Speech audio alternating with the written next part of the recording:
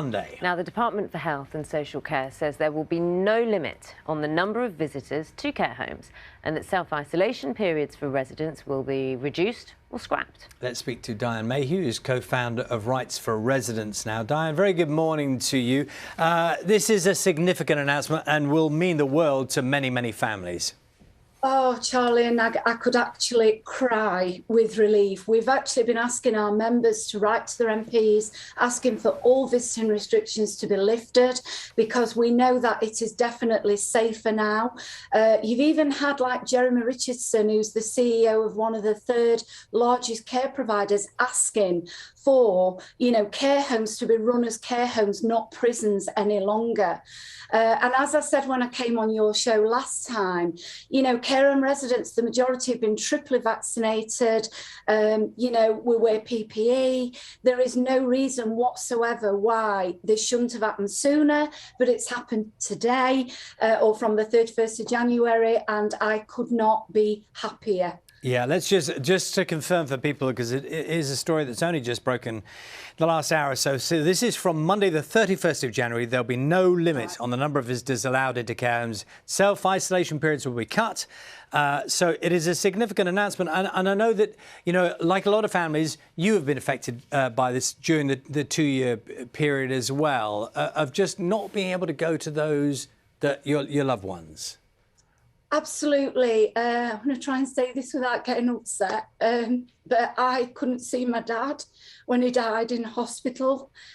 Jenny, my partner, couldn't see her mum, who was in a nursing home and who declined, and we had to witness that predominantly through a window. When vaccines came out and all the other safety measures were introduced, that didn't translate to care home visits, and it's been wrong. Ironically, it's probably been one of the safest places to be because everybody's been triply vaccinated, unlike in the community where people haven't, some people have chosen not to. So we are waiting to see more devil in the detail.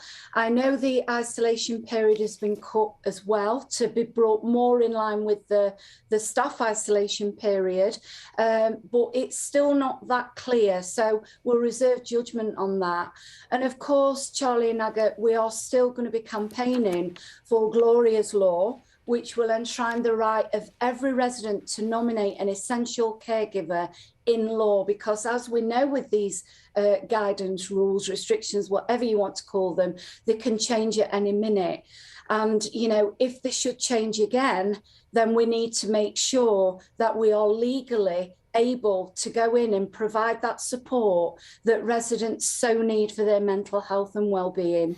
Diane, can I thank you for sharing your personal story, because I know it has been a hugely emotional time for people and not being able to see their loved ones. Can I just ask you on the situation we're in now? I dare say you and your organisation would still urge caution. I mean, just because all the rules are relaxed and as many people as you like can go into a care home, that comes with responsibilities for those visiting, doesn't it? Because you are still going to see people who are vulnerable.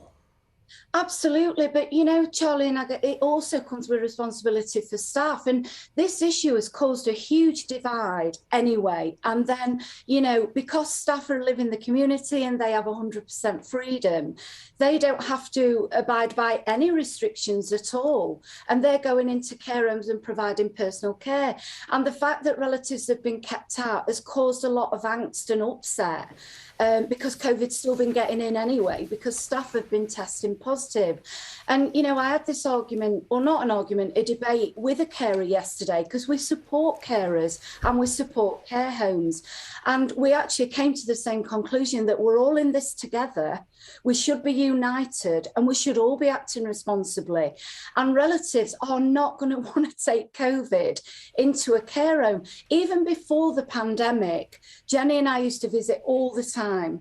But if we had flu or a sore throat or a snip, we didn't go in. We're responsible adults. We would not want to take anything into a care home that is going to jeopardise the safety of people that live there. So, yes, of course, we'll all still be, living a responsible lifestyle. Diane, it's a point very well made. Thank you for speaking to us once again. And just to confirm that news this morning, so this is from Monday the 31st of January, no limit on the number of visitors allowed into care homes. That news announced just after 6:30 this morning. It's coming up to 10 to